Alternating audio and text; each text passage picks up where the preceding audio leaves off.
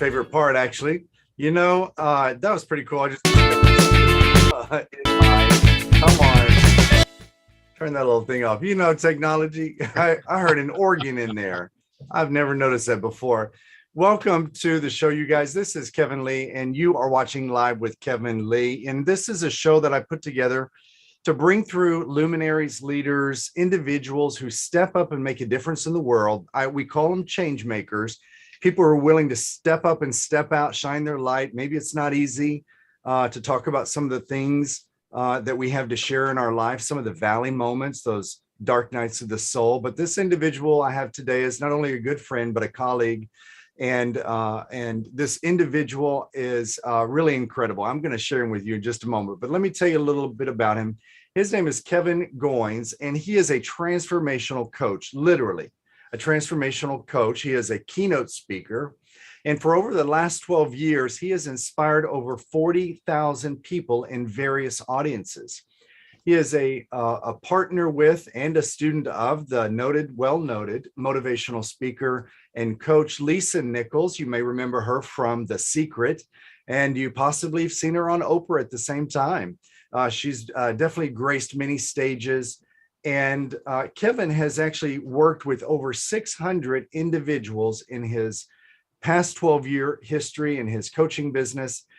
In 2020, when the pandemic began, he launched his academy called Brilliance Leadership Academy.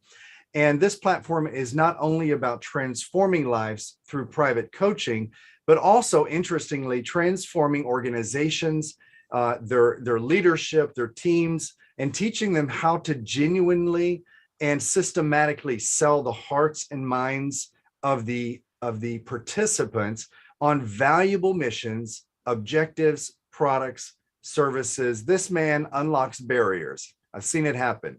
He provides techniques for individuals and teams to make breakthroughs, and that's also in client acquisition. So, ladies and gentlemen, I bring to the stage Kevin Goins. Welcome, Kevin. Oh, Kevin, thank you so much for that intro. It's like, oh my gosh. You've earned it. That's your win. I didn't do any of that for you. That's your win. I just love helping people in that way. So it's really exciting. Absolutely. So now I've known you for just a little under a year, and through Lisa Nichols' program, Certified Transformational Trainer program.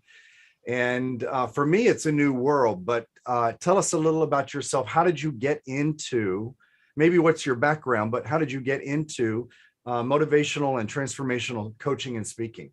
Well, I'm just going to be honest. I knew I should be doing this even when I was this high. We're talking like 9, 10, 11 years old. But I'm just going to be honest. I kind of fought my purpose because I thought, I don't know if I can do that. Mm-hmm. See, even though you kind of listed all of those big accolades, and I'm really grateful, I was bullied when I was younger. So though I kind of knew I should be standing out front, because of what my peers said, I found a way to just kind of not do that. And I just sat for quite a number of years watching everybody else win, as opposed to me actually stepping out. Wow, I understand that. And so then later on in life, what was the point where you felt like you wanted to move beyond, we could say, academic training or work and professional work into maybe the public sector of speaking and stage work and coaching in a private way? I'm going to be honest. How did that happen? It did not happen fast at all. In fact, I'll never forget this conversation with my mom when I was trying to graduate high school. But she said, listen, you've been talking about speaker just to me forever, but it's time to graduate. So you're going to do the speaker thing, or you're going to be in healthcare? And I looked at the two that I could do, and I said, I'll take the white jacket. So that was the time I put a white jacket on top of purpose. And for years, I just kind of stayed behind the counter in the pharmacy, watching everybody else, but I still knew I should be doing this. So when you ask me, how did I get there? It was years of constantly being in healthcare, but still kind of sneaking to seminars. I would find myself going to different organizations, learning how to speak, but still not wanting to be seen. So I was always going to this conference or that conference with Tony Robbins or you name it. I'm out there, but it was a little bit too much. So it took me years before I actually made that decision. Wow. How many years do you think that would be? Oh, probably about 15 or 20 almost. Wow, that's pretty Seriously. incredible. Yeah, but after a while, I stopped wrestling because I couldn't get a good night's sleep anymore. That's really what happened. You don't understand. Like I don't know about you guys, but I went to church all the time. So Yep.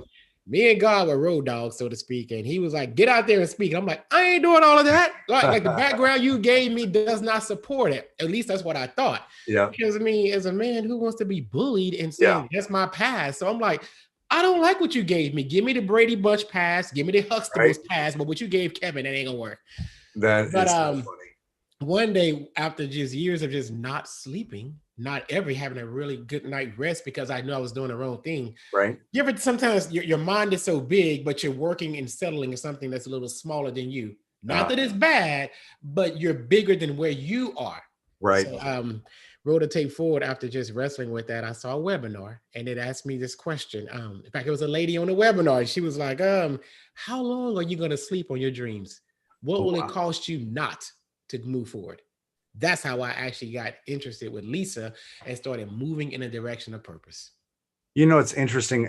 Just as you said that, just the vibration and the way you presented it, it reminds me of what happened to me, the very same thing that shifted me back to my original dream in life, which was to go to nurse anesthesia school.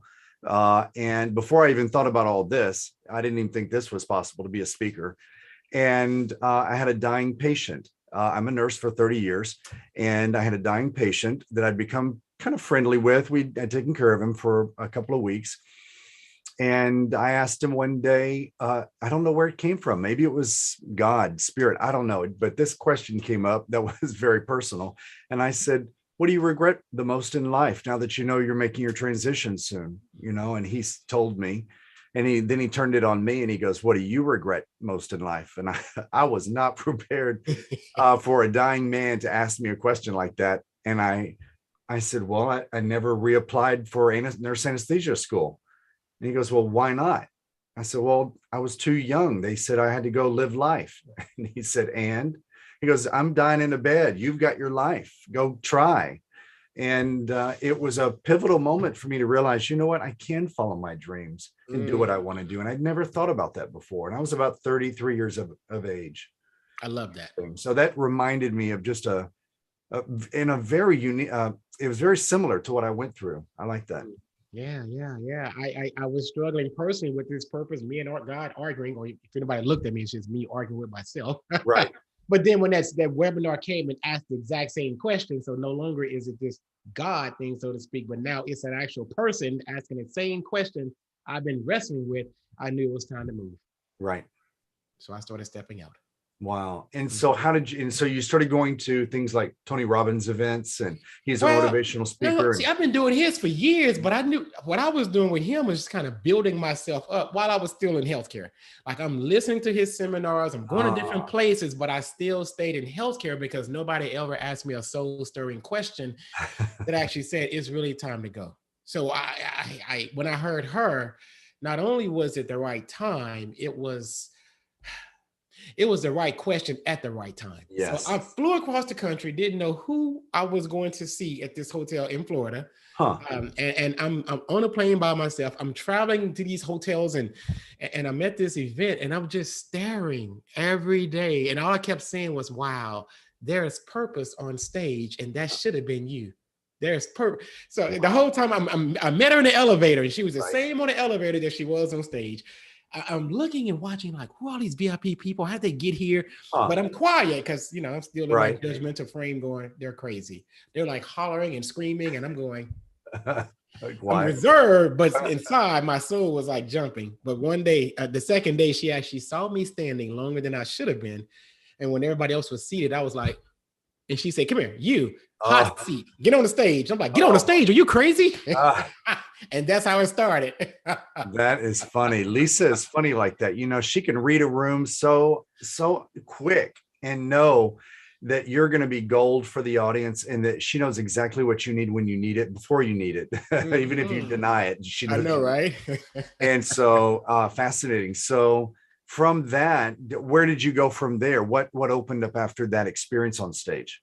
What Here's the most interesting thing. The first two hot seats, they were probably about a minute each. But when I got up there, mine was 12 hot, blistering minutes under these lights. And what happened was I'm a nerd. I study all the time. So I study because, I love Proverbs. And I told you, me and God were friends in church. And it always told me, and all throughout the Bible, when you go to a king, always go bearing gifts. Well, if the king is a teacher, what's the best gift you can give a teacher? The fact that you study the lessons that they put out. So when I got on stage, I didn't go just to go. I was studying her modules and studying what she was saying, because I told myself, if I ever get the opportunity, I need to know the techniques. Yep. So I did 2 techniques on stage, and she stopped the whole show and said, "Hey, look, there's evidence. You've been studying my modules, haven't you? I see my techniques in you." And I was like, yeah. I say, and I'm thinking that's what everybody does. She says, everybody doesn't do that. So when she called me out, the whole time she was talking, Kevin, I kept hearing inside, greatness is talking to me. Oh my gosh. That's speaking to me. I got goosebumps. And in that moment, there was a moment, we had pictures and she was talking to the audience, but on the picture, I was like this, and I was telling God, I accept. I'm fighting now. So she's talking to them, but I'm telling God, I finally accept. So I write a check. And I was on. I love that. And so from that experience, you've moved into doing a lot more speaking once you gain a lot more confidence. Mm-hmm. And you've been at her side. You're now a SAC coach in her program Ignite, and probably you do more with her that I don't even know about. But it's really amazing just to kind of see your progress that since I've known you. And now you also have your own academy called Brilliance Leadership Academy. Would you tell us about that? What is that for? Why'd you create it? Well, I created what I needed. Being with Lisa, I started as a SAC coach. For anybody watching, that means student advocate coach. And so it was just one that gave feedback to all the people that came. But then I got promoted to be facilitator, meaning that when they now bring people in, I teach it. And I was like, wow, how did I get here? But what was happening was I kept seeing there was a group of people just like me who, when they got in, they had the same kind of past. And I always had a heart for the underdog because I was the underdog. I was the guy who was bullied. I was the guy who was told who I was not for so long. I believed their voice more than I believed my purpose. Let me repeat that. I believed their voice more than I believed my purpose. Wow. So when I made Brilliance Leadership Academy, it was all about owning your brilliance, both the good stuff and even the stuff like I thought was bad, because all of it's made for you. Mm-hmm. And if you can own all your brilliance and kind of put your life back together and not throw away your past, but now embrace it, glean from it, and ask yourself the question, how can I use this? I now help other people tell their stories, their signature story, and do the same with a little personal development. That's beautiful. Mm-hmm. No, it's beautiful. So they get to learn speaking techniques. They get to learn, there's probably, pardon me, lots of exercises, discovery, time for discovery, self-discovery. How many of, even thinking back for myself, I didn't even want to necessarily look inward at the darkness, at all the mess in life. And that was the last thing I wanted to be on stage talking about, all the nasty, ugly, black, negative, like just the things that were done and said to me. I wouldn't want to share that, but when you now that we're in this industry, I understand the beauty. There's so much gold in all of that, because now people can relate to you that maybe, you've lost a family member, you lost a company you built up to $1 billion revenue or something, and now you're building your second one, and just whatever it may be, there's our getting up and being willing to share the challenges that we've had, the struggles, the pains, gives other people permission to rise up and share theirs, and even to seek their purpose as well. And so people like us are needed out in the world. Coaches are so valuable. I had no clue how valuable a coach was. Exactly. I thought, oh, that's what the rich people do. What I didn't realize was is no different than investing in yourself to go to college. You're up-leveling your knowledge.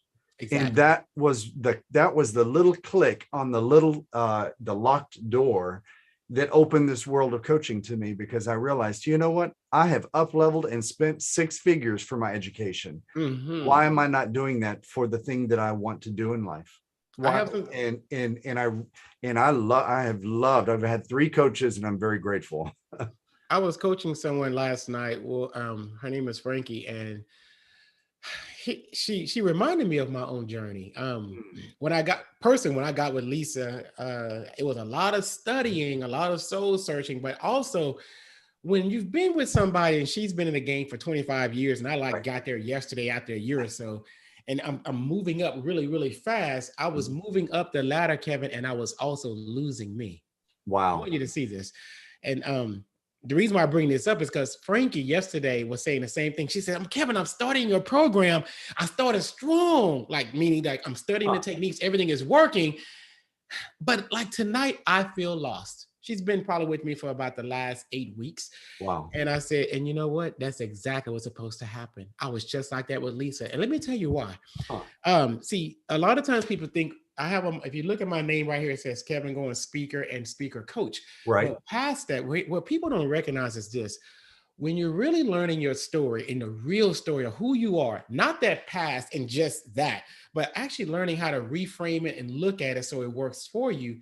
Kevin, what's happening is we're peeling away what they said in the past. So when you lose your story of, I'm not good enough, I'm not smart enough, or as you just said, that's for the rich people. Right. What's happening as we lose our story, that's the identity we've known for the last 10, 20, 30, 40 years. Yes. And now I give you a new story and you had that for only 15 minutes.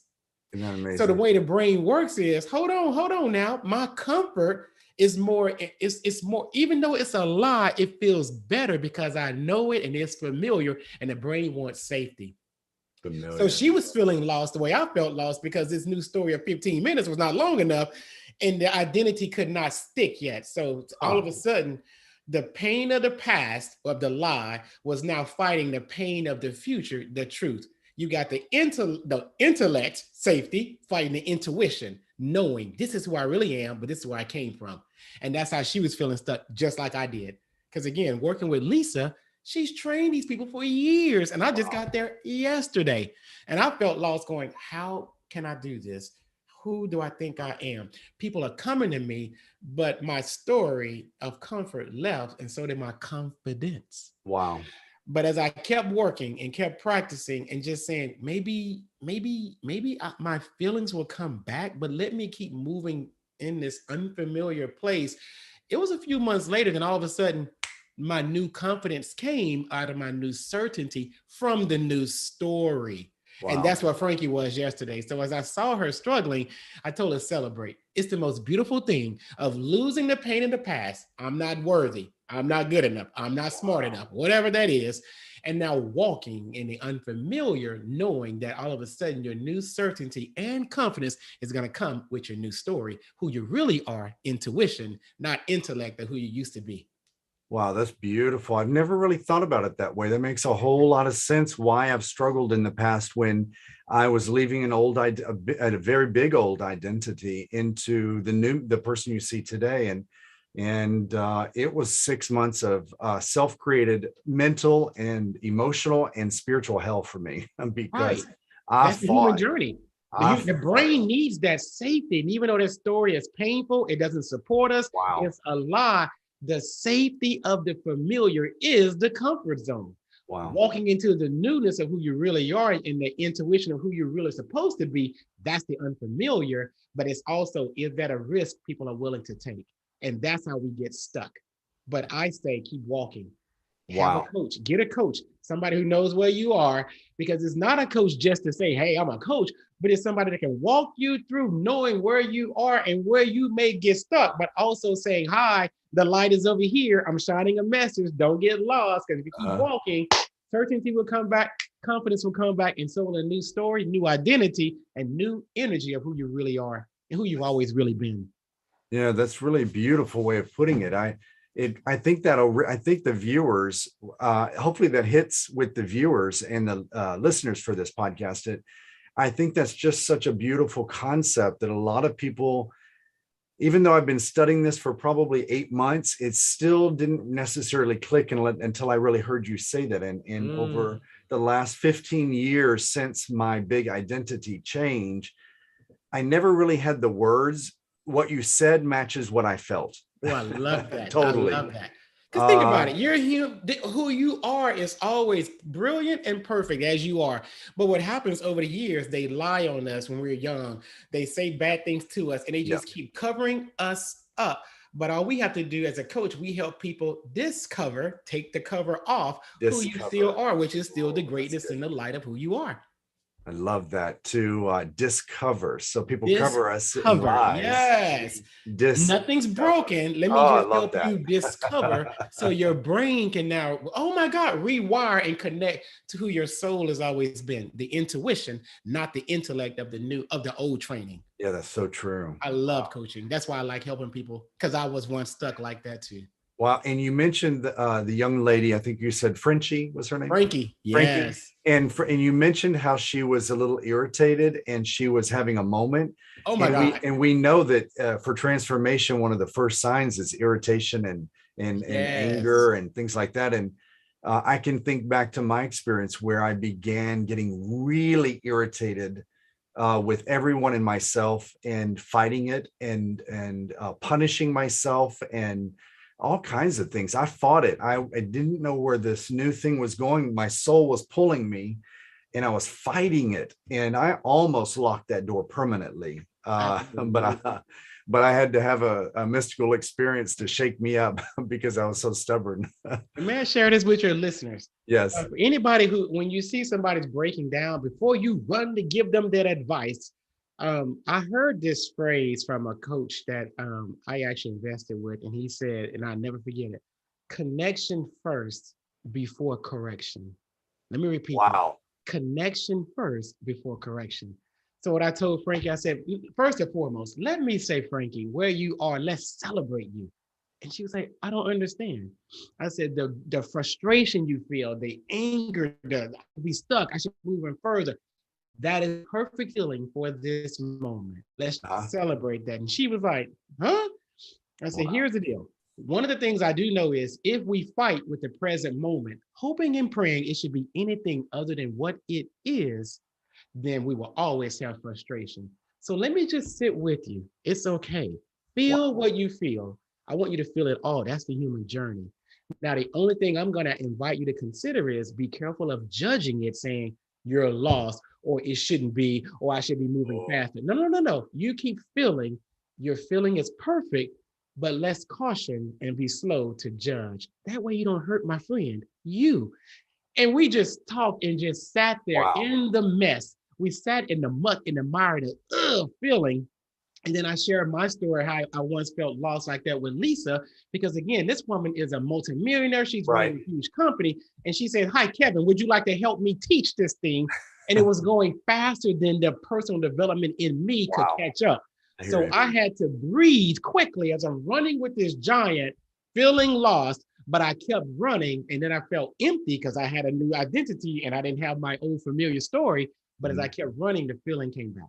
So as I sat with Frankie, assuring her she's perfect as she's feeling, and it is part of the journey. That's what getting outside the comfort zone feels like. It's unfamiliar. I say, if you stay out here with me and be careful to judge yourself and just say, perhaps maybe it's unfamiliar, not lost. Yeah. Maybe it's new, not I should be faster, and just embrace where you are. I said, trust me, the feeling that you have may run through you a little bit quicker when you embrace where you are and not pray for any other moment than that. And let's just walk together. I've got you. And so that right there gave her a release to know, number one, she's not bad, judgment. Number two, she should be over here versus over there, no judgment.